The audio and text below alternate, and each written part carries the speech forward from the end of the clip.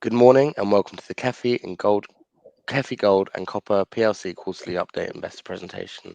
Throughout this recorded presentation, investors will be in listen-only mode. Questions are encouraged and can be submitted any time by the Q&A tab situated on the right-hand corner of your screen. Simply type in your questions and press send. The company may not be in a position to answer every question it receives during the meeting itself. However, the company will review all questions submitted today and publish responses where it's appropriate to do so. But before we begin, I'd like to submit the following poll. And now I'd like to hand you over to Harry Anagstaras Adams, Executive Chairman. Good morning to you. Good morning, everybody. I apologise. My video is off because of my current location. The bandwidth apparently is not quite good enough. I'm on the road and travelling around between locations.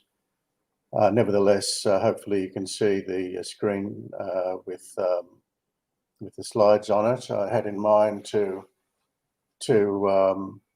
walk through the first handful of slides, and hopefully they will answer perhaps some of the more obvious questions given recent transactions, and then we can answer answer questions.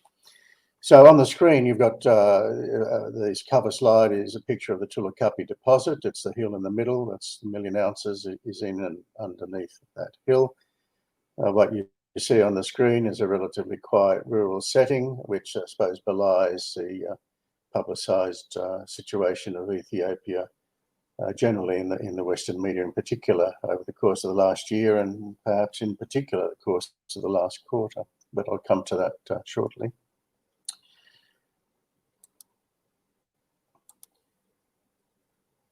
Now, the corporate overview is conveying a hell of a lot of information. I'll try to do it as succinctly as possible for particularly for the people who may be new to the company, because I understand there are some people on this call who are new to the company. The company started as a junior explorer and was listed in 2006, at the end of 2006, as I think around a £2 million listing IPO on AIM. But over time, as it moved into development planning and permitting, pure exploration was replaced by a focus also on development and the other things one has to do to get development going on projects. It is now really quite the manager of fairly large joint ventures. The scale of the AIM listed parent doesn't really reflect that yet, but underneath the AIM listed parent there's some quite large joint ventures, and we're the manager of them and the shareholder in them. In one we own a bit over 2/3, in one we own a bit under 1/3, and we manage both of them, one in Ethiopia, one in Saudi Arabia. And we have very large influential local partners. One's the government in Ethiopia, and one's a very large Fortune 50 family office in Saudi Arabia, and the other one. Now, of course, when focusing on trying to create value for shareholders, and on a per share basis, it's a function of the numerator. What does one do with the assets, or to the assets, and what does one do with the number of shares on issue?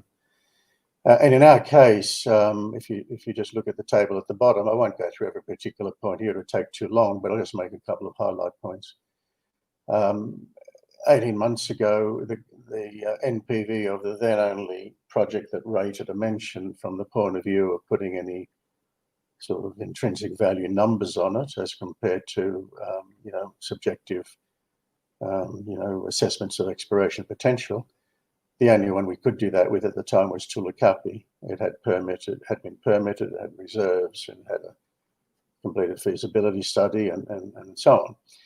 And it was at today's metal prices, we've converted all the projects into today's metal prices so that one can sort of look at them as a like for like, and ignoring price effects on what's changed from, say, 2020 to today.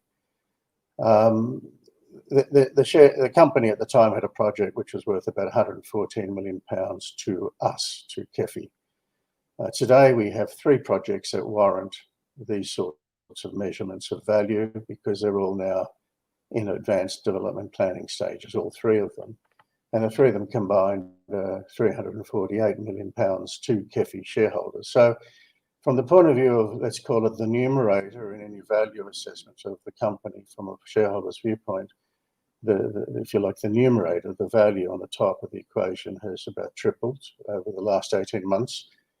And obviously the number of shares on issue has increased. And we'll get to that as we go through it. On a per share basis, today we're at the very, let's call it highly discounted end of the value spectrum, and that one would expect that those values on the stock market appreciate as we move through milestones. And obviously there are a number of milestones that are quite important for the company, which we'll get to a bit later. What else would I point out on this first slide? Reasonable turnover, share turnover for a company on AIM. And what else? The number of options and warrants on issue is under 10% of the total capital. So it's not really a large sort of swing factor in assessment of values. And the value, what do you call it? The volume weighted price of those options and warrants is several times the share price today. So for them to be exercised, everybody should have done quite well. I won't belabor any of those points any further. I just really wanted to highlight that we've gone from a one development asset company 18 months ago to a 3 development asset company today. Now, Ethiopia, which has been our preoccupation really because it's the cab cab off the rank for us, and indeed the first cab off the rank for Ethiopia, and we've had quite a number of frustrations and disappointments on the way through that process. But cut a long story short, we have a project which is development ready, but for what I would describe as the local scene, and that Ethiopia started changing within 2 years of our entry into the country. All for the better in the long term, a wonderful transformational move towards democracy, and the feeling in the country of the majority of the population is overwhelmingly positive and optimistic. But nevertheless, it's been quite a ride, if I can put it that way. Nevertheless, the project finance syndicate for this project is a $356 million package, of which Kefi only puts up less than 10% of it. So there's a point to emphasize that Kefi shareholders are actually relying on the support of people who are putting up 90% of the capital. And therefore, as fiduciaries, the company is not just if you like, a fiduciary for Kefi shareholders and an operator of joint ventures, but also a fiduciary for the people who are putting up most of the capital. So we have to strike the correct balance of transparency and honouring our commitments to all these stakeholders. Otherwise, they won't put up most of the capital. The whole syndicate has hung in there with us. They're all African experienced, and some of them particularly Ethiopian experienced, much more so than, if I may say, the typical Kefi shareholder who perhaps is new to Ethiopia, or perhaps some even new to African mining. I don't know. But nevertheless, they've sort of ridden with it and just expected us to manage things carefully and properly, and to keep them informed, and to press the button when we all agree it's ready to go. This has been, last year was quite a climactic year. I think that's obvious to anybody. You've probably seen a fair bit of publicity, I suspect. It actually did come to a bit of a crescendo during the last quarter that we're reporting on here. And the the conflict has abated dramatically, and the scene is quite set for a ceasefire and deals to get done, but it hasn't been done yet. Okay, I'll keep moving.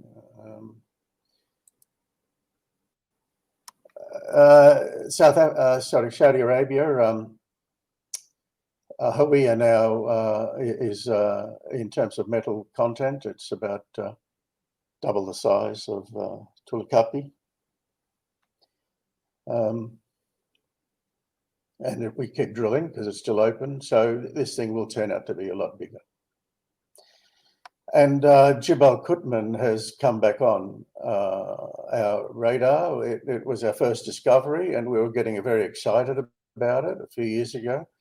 But what we, I suppose, diplomatically call the quagmire regulatory process at the time sort of stopped us, and we thought we'd better sort of de-emphasize the project and not put NPVs on it until we clarified all of those things. But that's the environment in Saudi Arabia is clearly, much for the better now, very pro-development, and the granting of the Al Ghaudi licenses to us next to Hawea, and noises that we should get our mining license clarified during this year now, 2022, at Jibal Qutman. Over in Saudi, the funding would be a lot simpler in many ways than it is for Ethiopia. Because Saudi Arabia is very stable, if I can put it that way, but also we're a very large, well-capitalized partner.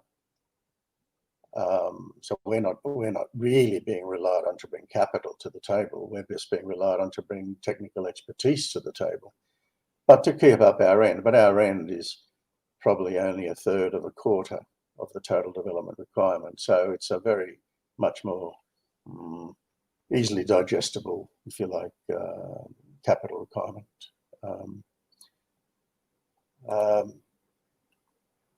The development project, slide 6, we've tabulated them there just for ease of reference, and they're all done at the metal price of 31 December. So that all you're really looking at is what has Kefi done to these assets, not what the price of the markets have done to the assets, but what has Kefi done to these assets, or what has happened with these assets in Kefi's hands between the middle of 2020 and the end of 21. Well, on Tulukapi, it's gone up in value because we've had to rejig and the financing structure. But we've done so in a way which optimizes the position of Kefi shareholders, and that's increased the value to Kefi. With Hawea, it's a discovery, so it went from 0 to where it is today, based on what we've just announced as its resource. And Jibal Qutman, we didn't present NPVs because we felt it was misleading to present or promote NPVs when there was a question mark against the license. But now that we've been given, positive encouragement to get into our planning again, because it'll come through, it should actually be presented again because it's live again. So you can see there from 114 in 2020, where we've gone to on the the numerator of asset values. The second last column on that table is what's happened to the shares on issue, and the last column is what happens to the NPV per share. And you can see there that it's about doubled over an 18-month period, and notwithstanding this placing that we've just announced, that it stays around double what it was 18 months ago, just because of the changes in the numerator as well as the denominator. And down below, we spell out various assumptions for anyone who wants to dig into it.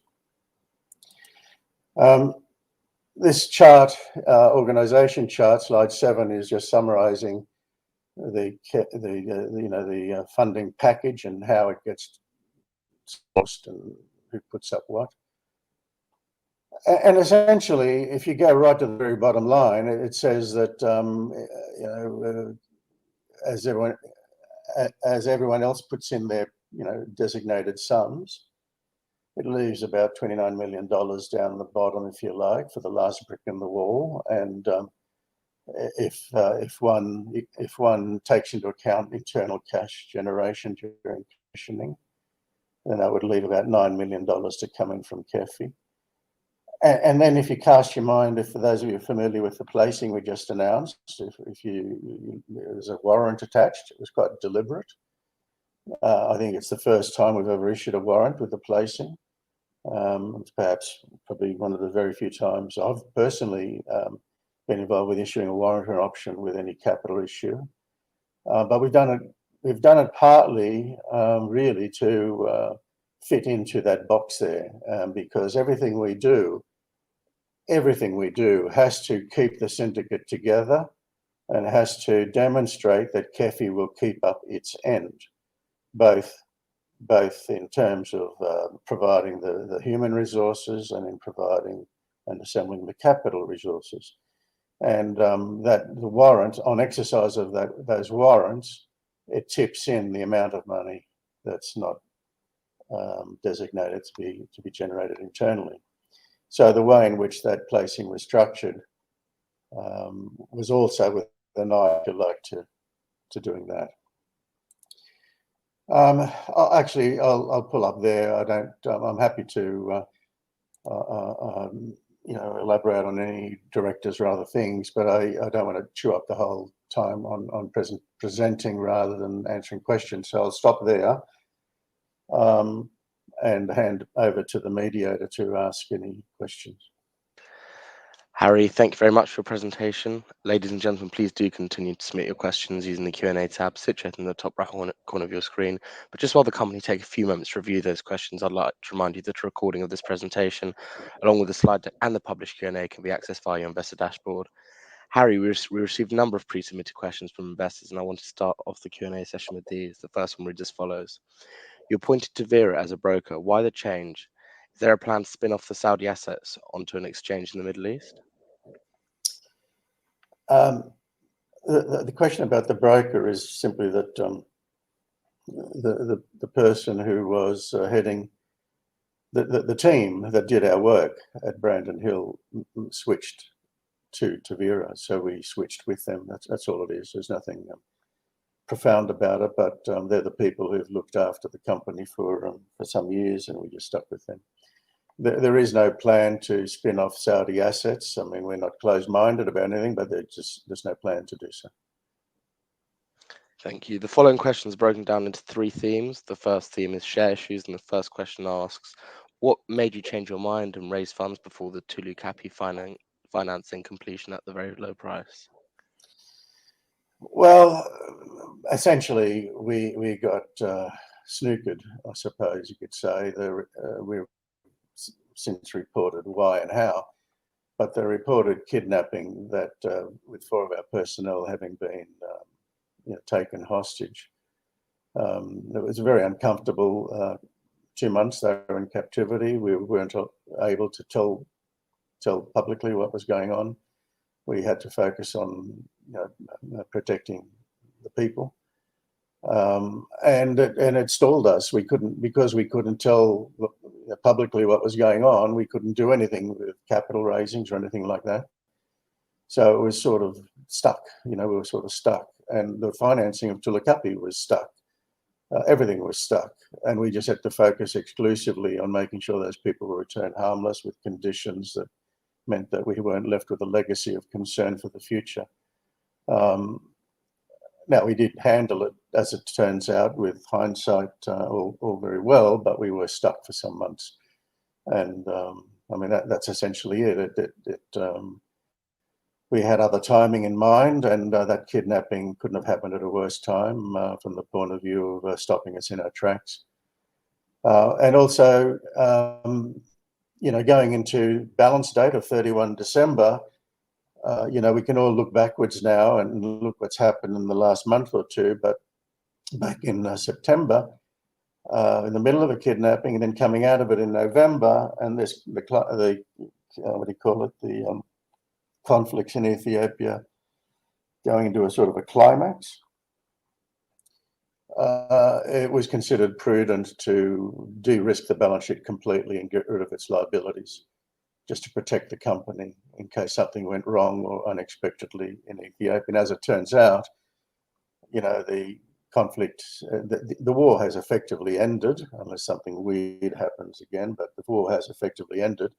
the conflicts have abated, and it looks like it's turning its corner for us.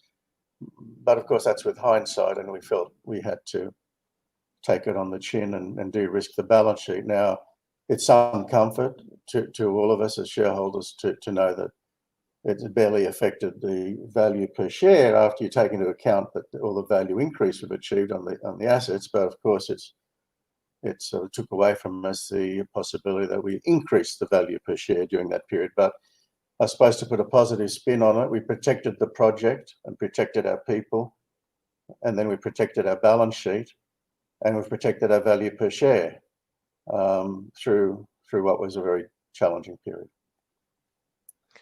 Thank you. The next question asks, what is your personal share price expectation at the moment, and when is the first gold being sold?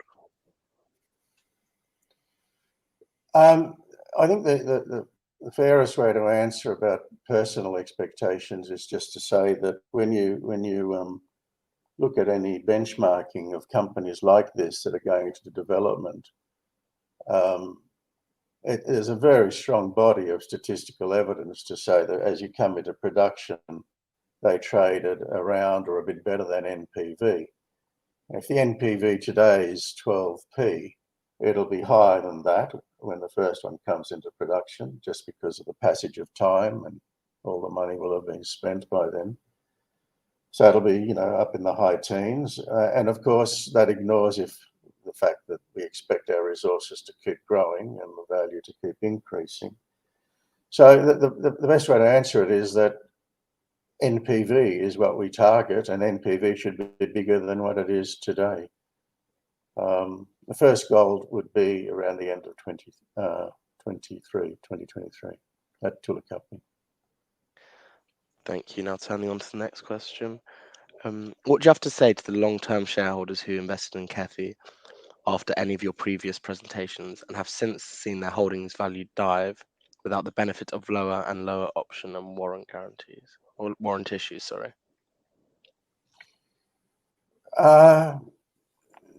If the question's about why can't everybody get warrants and options, well, the incentive options per se are obviously for people involved with the management, and they're done for specific reasons and under a scheme that's been approved and well publicised in the past and presented to shareholders.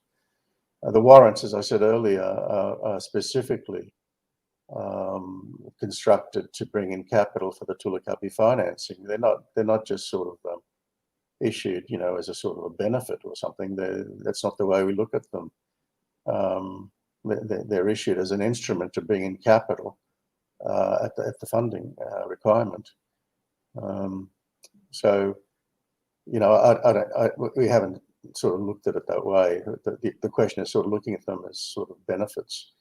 The incentive options are only worth something if the value of the company is well above where it is today, and the warrants are only worth something likewise, and also bring in the capital for the development of Tulukapi. Thank you. Why do you keep diluting the company's share of the Saudi Arabian joint venture when it looks to be a huge opportunity? We are giving away a share of billions for the cost of drilling. Well, therein lies the dilemma. You can't have a share of something unless you put up some money, and so our job is to find the balance between putting up, asking shareholders of Kefi for capital to keep a share in Saudi Arabia. You sort of can't have it both ways. What we started, the biggest, how would I put it, philosophical policy decision that was made on Saudi Arabia was when we went into it in 2008, and we decided up front that better to have a minority stake in a giant pie, because we were convinced that there would be huge discoveries in Saudi Arabia, and we thought we could have a crack at being one of the ones making those discoveries. And so we took that on the chin up front. And even though there's been terribly frustrating delays in Saudi Arabia, much worse in Ethiopia even, although it might seem hard to believe at the moment, but The fact of the matter is that we've allowed ourselves to be diluted from 40% down to near 30% because we judged at the time that it was appropriate not to ask shareholders for that extra piece of money. But we have to stand our corner going forward because we really don't want to keep diluting for the reason that the questioner has said. And now that, 18 months ago, we didn't have a discovery that was live for development.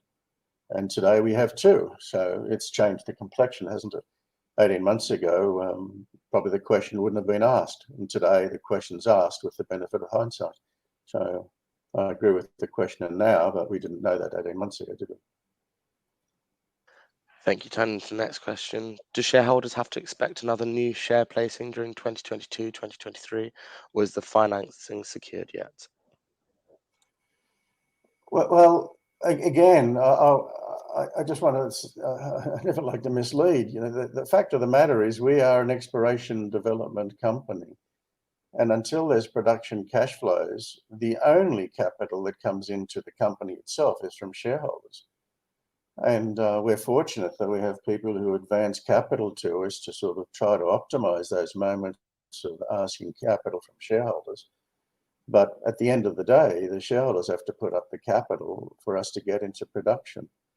And the way that I presented, and with our slides, with that chart, it showed you very clearly what we're aiming to do with Tulukapi, and the bottom line number of 29 million, of which 9 million to come in from shareholders.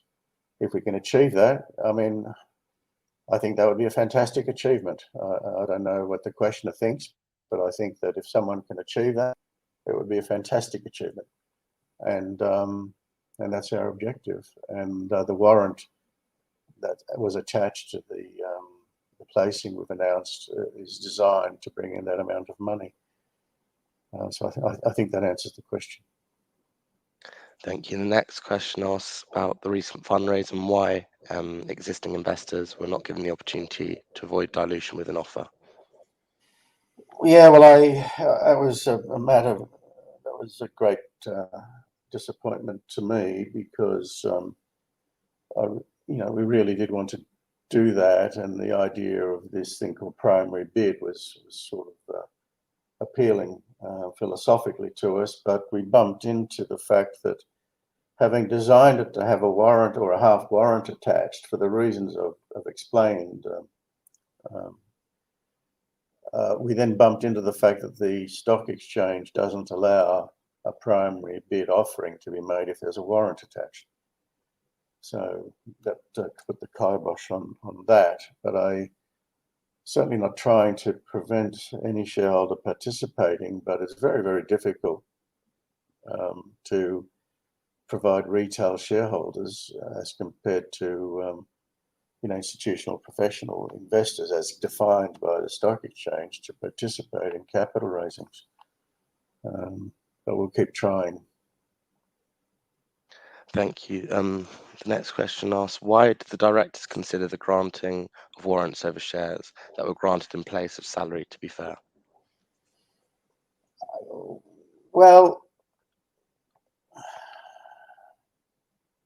I can tell you the syndicate, at least, I'm not sure what the majority of shareholders feel, but the syndicate are pretty encouraged and comforted by the fact that senior management get paid in shares instead of being paid in cash,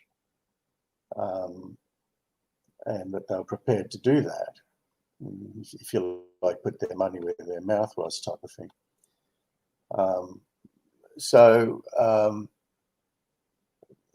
they weren't being granted option warrants in lieu of salary. The placing terms were defined, as I said earlier, to close the financing with the market. The market set the terms, and to have an eye to the structure of the Tulukapi financing, and any management that was prepared to take payment in shares and warrants attached was just accepting whatever the market had dictated the terms to be. It wasn't the management dictating the terms. So, yeah, I think that answers it. That's great.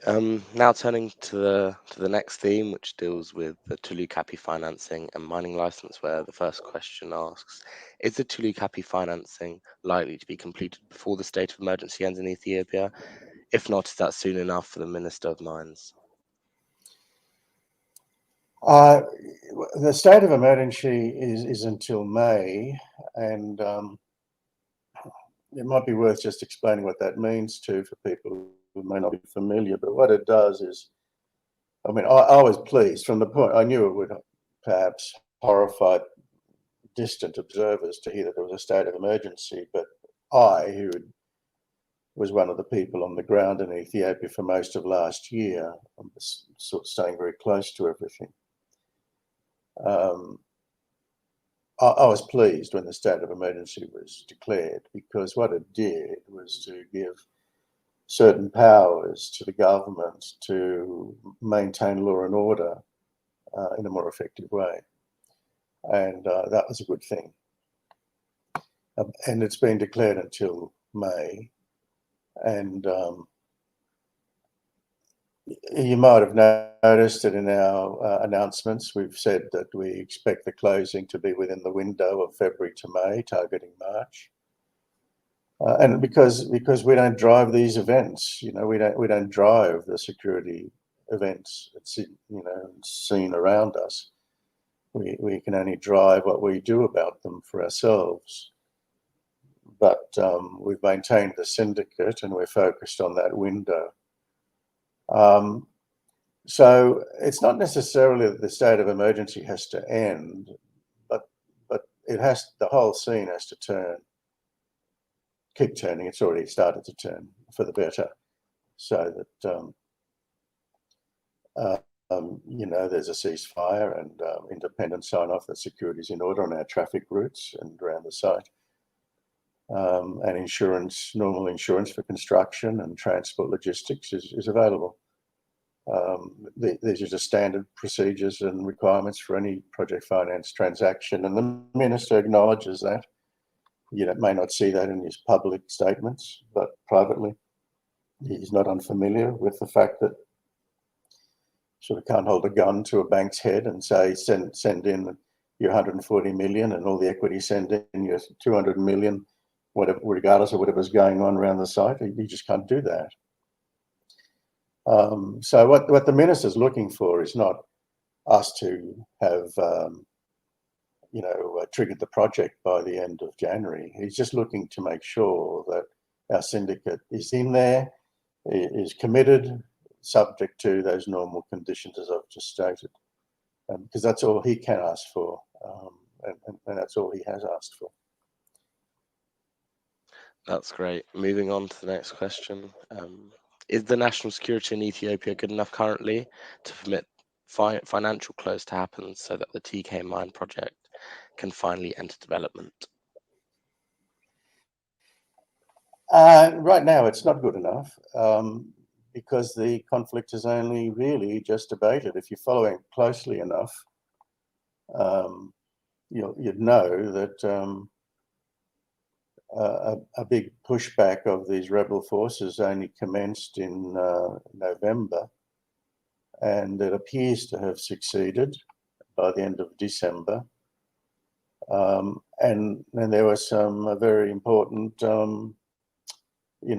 diplomatic initiatives only in the last few days around Ethiopian Christmas, which was only 2 days ago. So, it's all hot stuff. It's a hot topic. It's certainly looking extremely encouraging, and I know minutiae around our site, around our people, around various other things, which all of which reinforces the fact it's extremely encouraging. But it has to go from being encouraging to actually settling down into a ceasefire, and what I said earlier, independent sign off.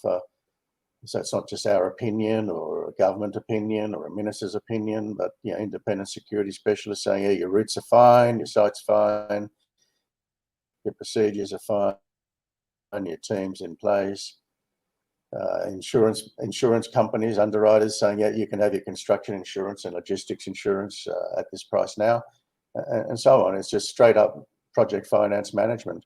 I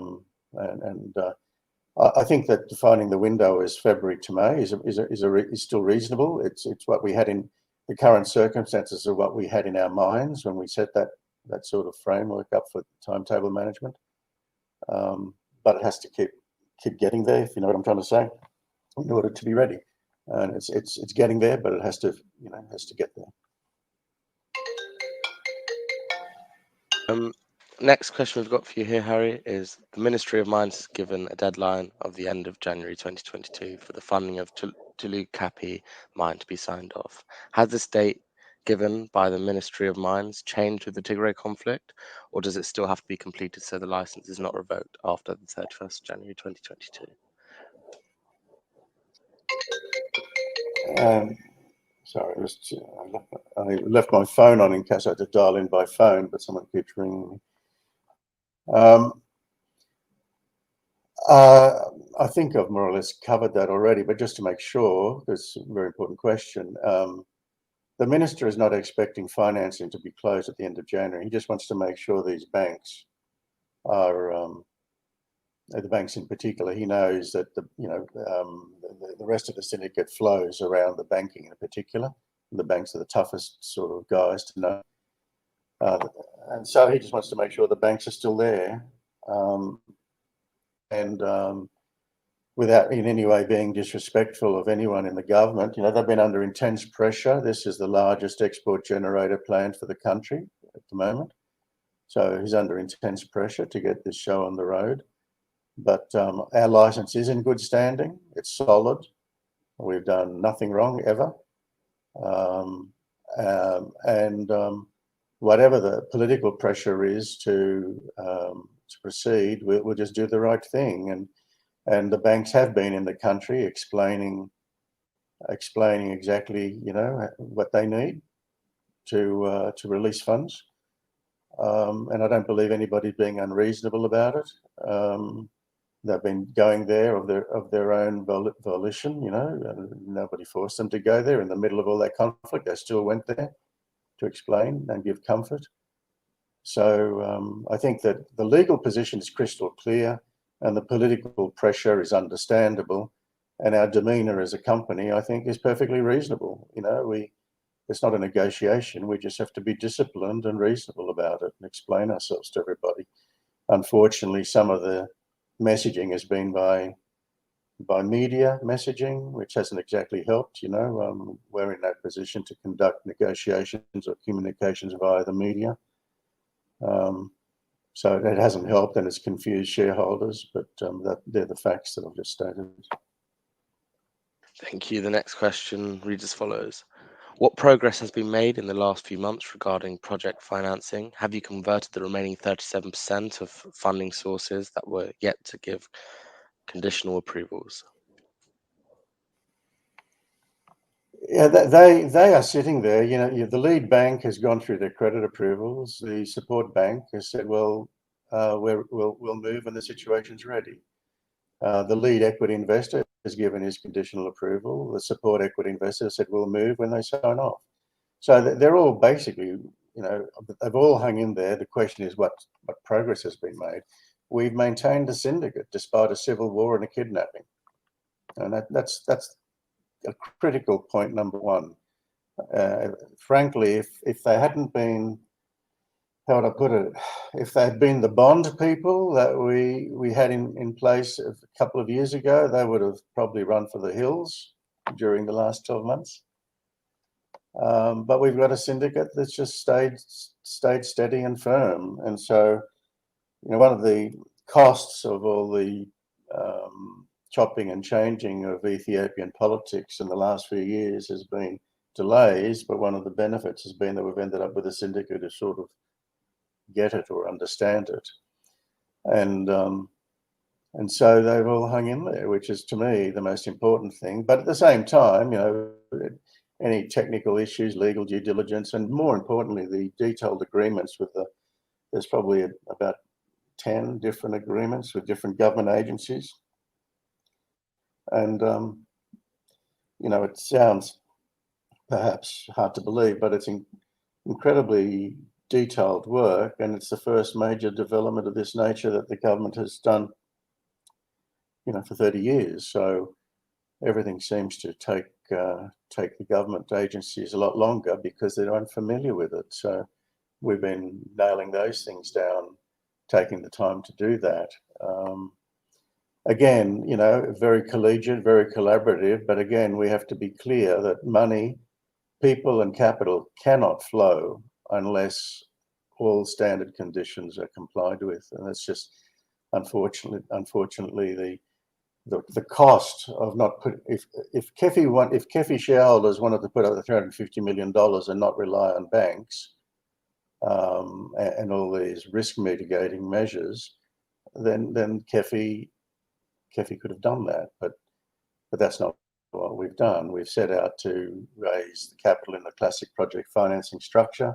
It's quite normal, and we need all those things to be tied down. And as far as the last few months has been concerned, frankly, we had a big scare. It was a big fright to have gone through the last 4 or 5 months. And we came out of it all intact and preserving the safety of all our people, no ongoing conditions as a result of the kidnapping. In fact, the kidnappers have since surrendered. And the government, I believe, is understanding that we are serious and just trying to do things properly. And the Saudi side has come through, terrifically. And as a result of that, we appear to have preserved the value on a per share basis, 10 to 15 times the current share price. So I hope that doesn't crash, but that's what we've achieved in the last few months. Thank you, Harry. Now turning on to the next theme, which is Saudi Arabia. The first question reads as follows. In August, you mentioned the case for a potential 30,000 ounce heap leach gold operation, but we haven't heard anything since. How likely is this to come into fruition? Well, that's the Jibal Qutman. That's the Jibal Qutman announcement we made, which is why we brought that project back up onto the centre stage alongside the other two. Jibal Qutman was a string of discoveries in like a string of pearls, a lot of little potential pits, and we stopped at around 730,000 ounces as a maiden resource, and we did some metallurgical testing to confirm we could expect to recover the oxides via a heap leach, and then we submitted a mining license to put our foot on tenure and make sure it was all in order. And that's when, indeed, it's a good thing we had done so, because we discovered these problems with the tenure, and have taken all this time since then to have rectified. So yes, we've announced that project is back on the books again, and looking pretty positive. And the answer to if the question really is, will you develop Jibal Qutman quickly to get cash flow going quickly, then I think the answer is yes. We would add another team to get that going quickly, because it's relatively small capital investment to get that cash flow going. And by the same token, proving up that Hawiyah now is a large part of it is now open pittable. It's the same thing, that has the Hawiyah economic model has probably dropped $100 million off its capital requirements to get going, because it can get going as an open pit.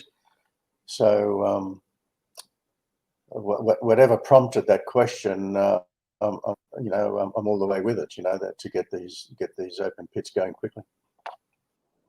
That's great. The next question we have here relates to Al Ghudayah, and if you could give some early indications of the potential from this license. Well, it's 10 or 12 kilometers from Hawiyah, so it's a satellite deposit in that sense. So the plant it looks the same type of geology, mineralogy, from little work we've done. We've done quite a lot of surface sampling under reconnaissance license, and we've got some good numbers out of all of that, and we can see it's very similar to Hawea. But we've done no drilling, so whatever I say is highly conjectural. But, you know, superficially, there's sort of zero chance it's not worth something. And there's a high probability that that it's sort of a twin or a baby twin or whatever of Hawea. It's going to add metal to Hawea. It'll make Hawea bigger than it otherwise would be.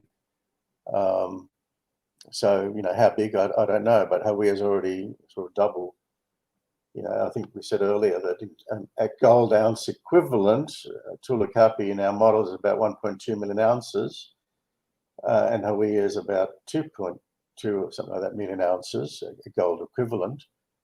And it'd be very, very easy to sort of, you know, to speculate that that it might you know, increase another 50% or double again, or who knows. But clearly, Algodia is a very important exploration license for us because it complements and scales up Hawea, and so Hawea will keep growing for the foreseeable future, no question. Thank you. The next question is in relation to the Artar relationship in Saudi. What are their mining ambitions in the region, and how is Kefi's relationship with them developing? Well, we've been in a joint venture since 2008, and we know each other very well. Without speaking out of school, I think they're very comfortable with what we're doing as the operating partner. I think their only concerns would be that can little Kefi and a small listed company on AIM really keep up with the big boys game? That would be their natural concern. So they want to see Kefi develop and grow and prosper so that Kefi can keep up its end, and not just be you know, a little company on AIM that sort of scrounges money together from drill hole to drill hole. They want to see us develop a multi-mine operation, and they're very comfortable with our management, and they just want to see that this structure via AIM listings is actually, you know, feasible, to make sure they're comfortable as the partner. But I think insofar as the relationship is concerned, there's no problem there at all. That's great. The final pre-submitted questions asks, what is the minimum share of the Saudi Arabian joint venture that you're willing to dilute to fund the drilling? Well, it's not a company policy, but if you ask me my personal view, as I said earlier, we accepted up front 60-40, with us being 40. I think I'd feel uncomfortable below 30, and I wish it was still 40. But I do think that taking all the responsibilities of the operating partner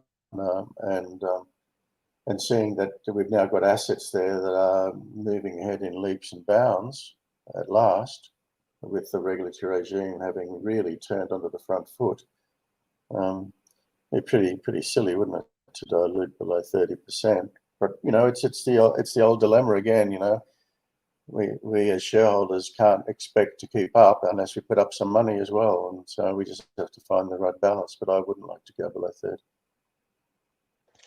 Thank you very much. As you can see, we have received a number of questions today, and thank you to all the investors for submitting their questions. Could I please ask you to open up the Q&A tab, read out the questions, and give responses where appropriate to do so, and I'll pick up from you at the end.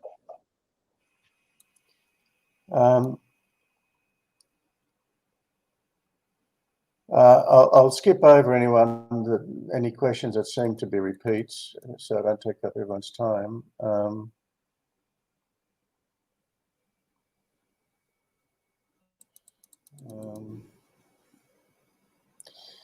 One question: why was the updated MRE for Hawea issued after rather than before the recent share placing? Well, I wish it was issued before, but it wasn't ready before, and I wish we had I wish we didn't have to have dealt with kidnappings and situations in Ethiopia, but the board felt on balance that we really didn't need to de-risk the balance sheet, as we were saying earlier. But I mean, looking forward, it's some consolation that the value per share hasn't really gone down just because of what's happened to the assets, and the value of Hawea and our growth on these assets generally will continue. So it should actually start going up further. But the main point today, frankly, isn't the dilution from 13 pence per share to 12 pence per share. That's really almost immaterial. The real question to an investor today is, should one buy shares at 0.8 of a p when the NPV is 12p? That's the real question, not whether it's gone from 13p to 12p, if I may say.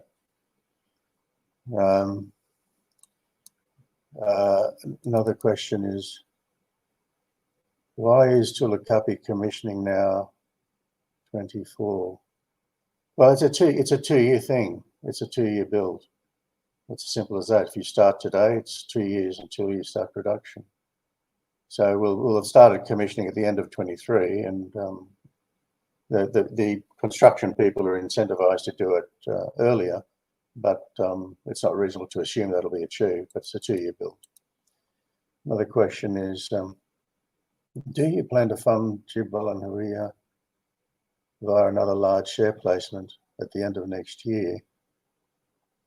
Yeah, it's another question saying, can you build these mines, please, but don't raise any money? Basically, is what he's asking, I think.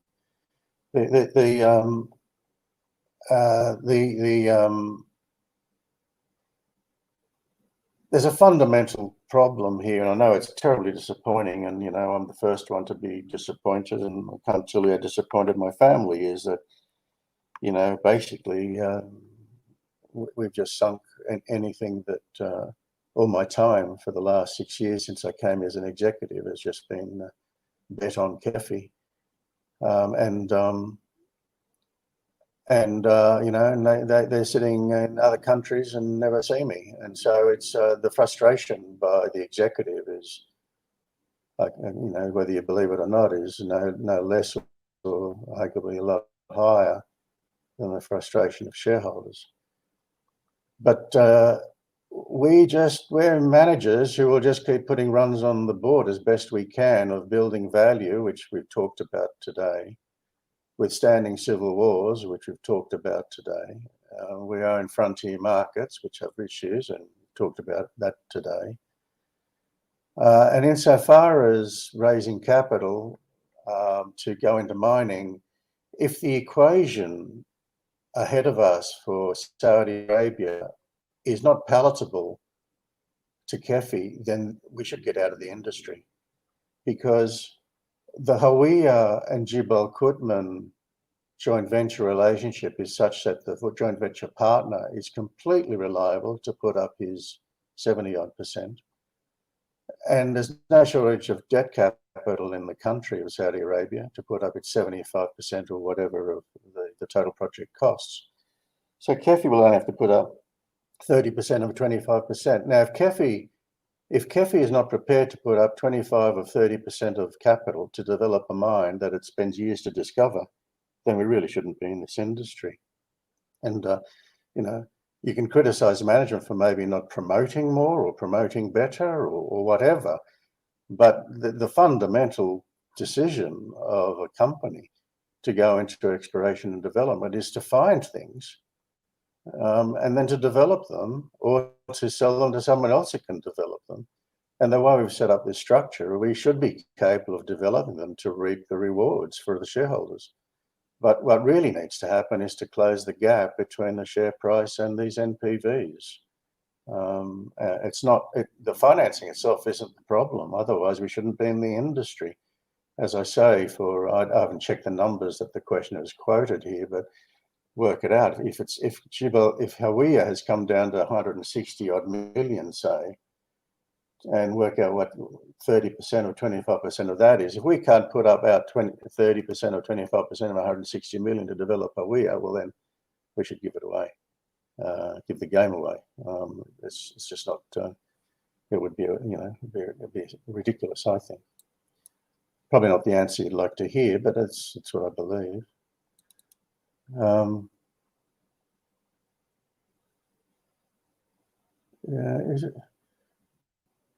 The question is, with Hawea now being proven to be an economic deposit, why have you now decided to continue to drill? It is now looking like Hawea is delayed by more than a year. Why keep drilling? That's not true. We only discovered it, and we just declared a maiden resource in August 2020, I think. This is as fast as it gets in the mining sector. I absolutely guarantee you. We're looking to submit a mining license during 2022. And you have to keep drilling to upgrade it to a reserve category. We've got an indicated resource now on part of it, which is great. But we have to keep drilling to infill it out, to get it up to indicated and then reserves for the lot.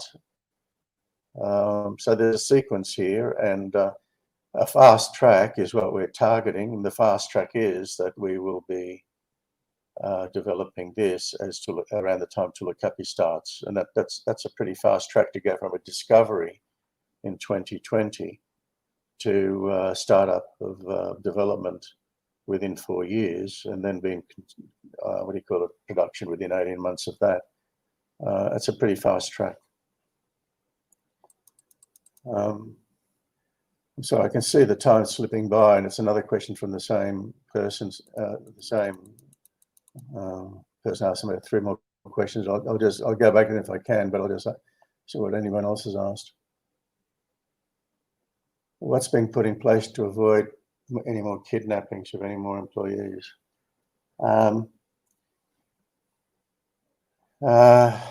It's not. I mean, I can only be generic about it, but all I can say is that they were released unharmed, with the only condition being we didn't name the kidnappers, and the kidnappers have since surrendered. And there's been the upgrading of security protocols and systems and teams for that was planned with Project Launch. And the people that were kidnapped were part of the inspection teams going around, planning all of that. And unfortunately, they got kidnapped. And so we've had to bring forward a whole bunch of things that would have been launched with Project Launch to make sure that it doesn't happen, whether there's a Project Launch or not, but that we've done all of that. But I have to leave it fairly generically for security reasons. The next question is, the PFS date for Hawea has slipped from H1 22 to H2 22 in November, Zarin. It's a fairly long question. So, given your current business plan of being an explorer and not a producer,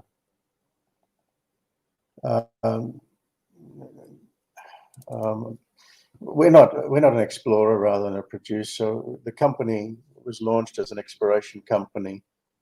The exploration team leader stepped down to allow it to go into development and financing. He's still around to advise, but he stepped down 6 years ago, so it would go into development and permitting and financing and so on. So we're not aiming to be an explorer, but quite the contrary.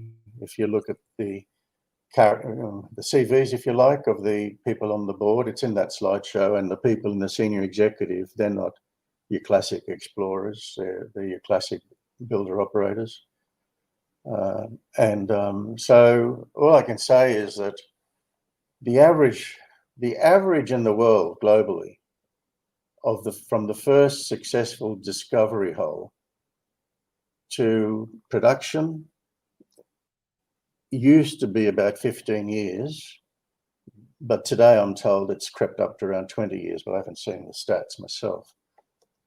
So, and it's usually because of things not to do with technical stuff. It's usually to do with things like we've been dealing with. And even in Australia now, it can take longer than Ethiopia or Saudi Arabia, even though it's such a mature mining jurisdiction, but now getting exploration permits around the environmental side and development permits around the environmental side in Australia can take 5 or 6 years. So our timelines are not driven by being an explorer and wanting to carry on exploring. Our timelines are driven by wanting to get into production as soon as possible. That's as simple as it is. We're trying to get into production as soon as possible. We don't want to be an explorer. We want to be a profit maker. And in the slideshow today, we summarize that we see ourselves as $200 million EBITDA within a few years, based on about half from Ethiopia and half from Saudi Arabia.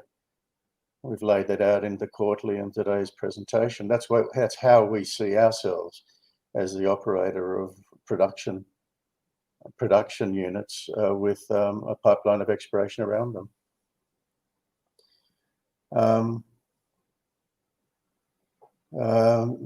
There's some questions questioning that CapEx has gone down at Hawiah. We used to say 220, now we're saying lower.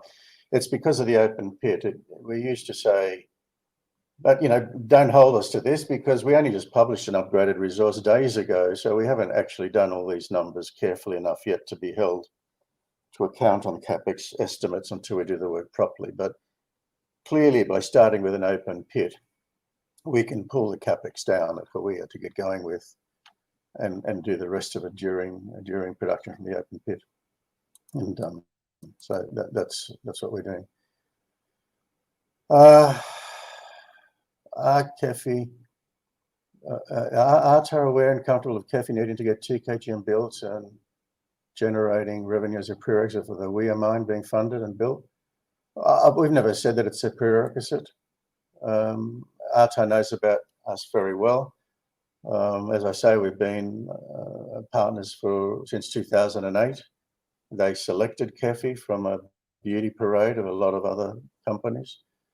They know exactly what we're up to, but we would never stand in the way of development in Saudi Arabia for the sake of development in Ethiopia. We will do whatever each of these projects warrants. When are you selling off something like Hawiah? This one says, answer the question, Harry. And the question is, when are you selling off something like Hawiah? Well, I don't plan to, so I'm not sure why that's the question. Another question. There's another one saying it will deliver more shareholder value. So I think these people are saying, discover things and sell them. We're not interested in developing, I suppose, is what these people are saying.